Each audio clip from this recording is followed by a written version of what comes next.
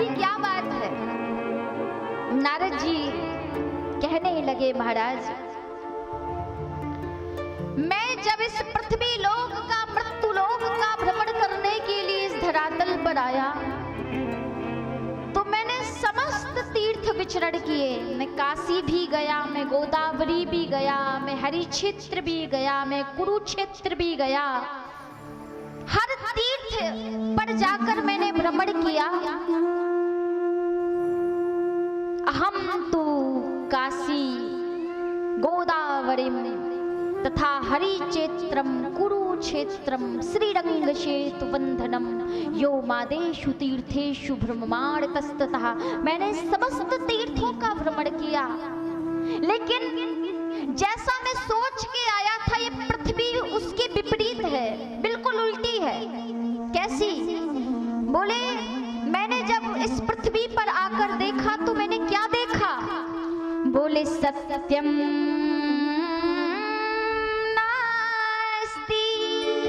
इस पृथ्वी पर सत्य नहीं रहा। लोग बात बात पर झूठ बोलते हैं, और आधा झूठ बोलना तो महाराज फोन ने सिखा दिया। हाँ? खड़े हैं बसई में तो बता रहे हैं नाला सुपारा। ये फोन इतनी बेकार चीज है महाराज, बहुत अच्छी चीज भी और बहुत खराब। लेकिन लोग इसका सदुपयोग कम करते हैं, दुरुपयोग ज्यादा करते हैं। जितने भी कांड हो रहे हैं ना, सब फोन के वजह से। हमारे सनातन धर्म में, हमारे भारत में ये जितने भी गलत काम हो रहे हैं सब फोन की वजह से।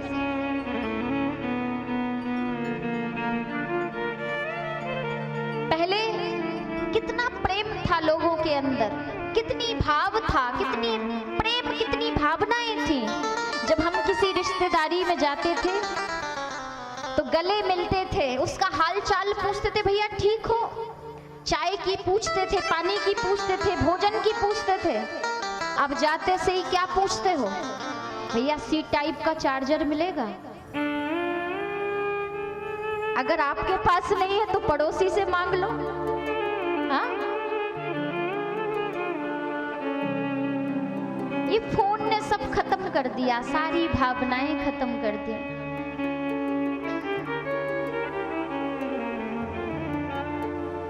लोग बात बात पर झूठ बोलते हैं।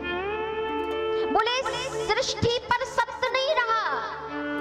सत्यम नास्ति, तपा नास्ति, शौचम नास्ति, दया नास्ति। ना तो इस पृथ्वी पर सत्य रहा, ना पवित्रता रही, ना दया रही। फिर बोले कलयुग के 3 चरण तो टूट गए हैं। ये कलयुग के पांव कितने थे? 4, लेकिन 3 पांव टूट गए हैं। बोले इस पृथ्वी से सत्य जा चुका है, पवित्रता जा चुकी है, तपस्या जा चुकी है। फिर कलयुग केवल अंतिम चरण पर टिका हुआ है। वो चरण कौन सा है? दान, दानम, दानम, दान पर ये कलयुग टिका हुआ है आज भी।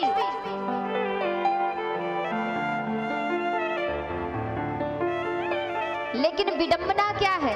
आज व्यक्ति दान भी करता है तो दिखाने के लिए। अगर बांके बिहारी पर सोने का छत्र लगवाता है तो सारे रिश्तेदारों में खबर करवा देता है। अगर वैष्णो देवी पर भंडारा करवाता है तो सारी मीडिया को खबर कर देता है। अब बताओ तुम ये दान कर रहे हो कि नाम कर रहे हो? दान हमेशा गुप्त करना चाहिए। गुप्त दानम महादानम।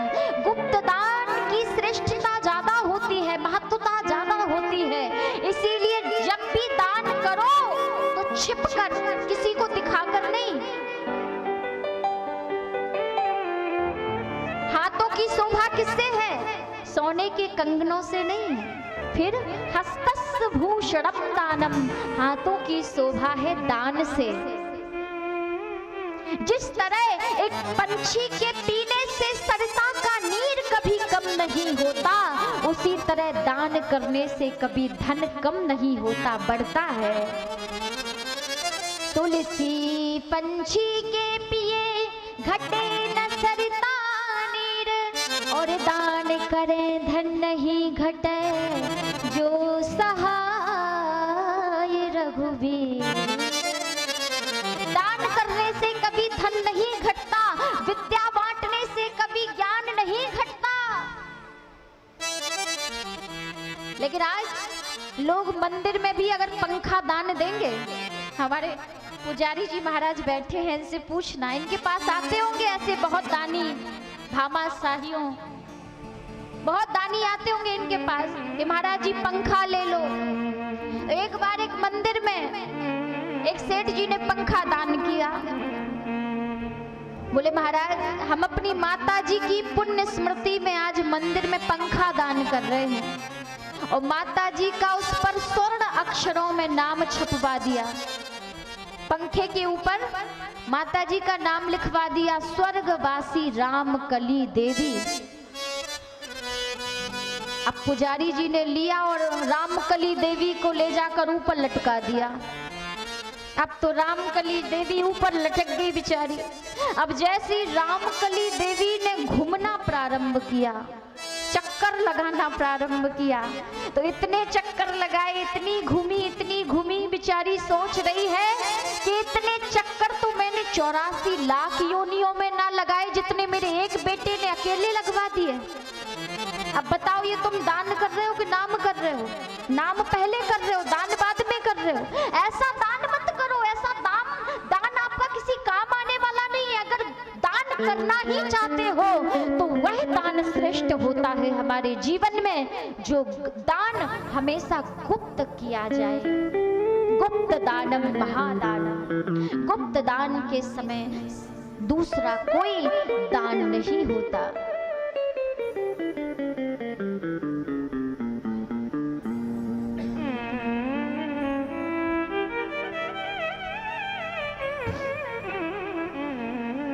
नारद जी कहते हैं कि अंतिम चरण कलयुग का जो टिका हुआ है वो दान पर,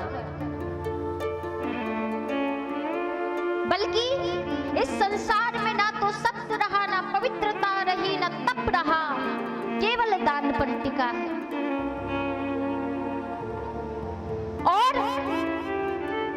मैंने समस्त तीर्थ देखे, लोग बात बात पर झूठ बोलते हैं, और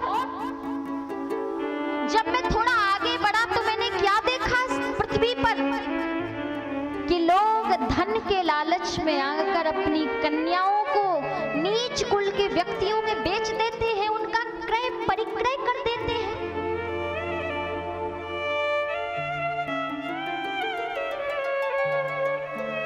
कन्या विक्रडो लोभा छप्पदिनाम चाकल्कनम।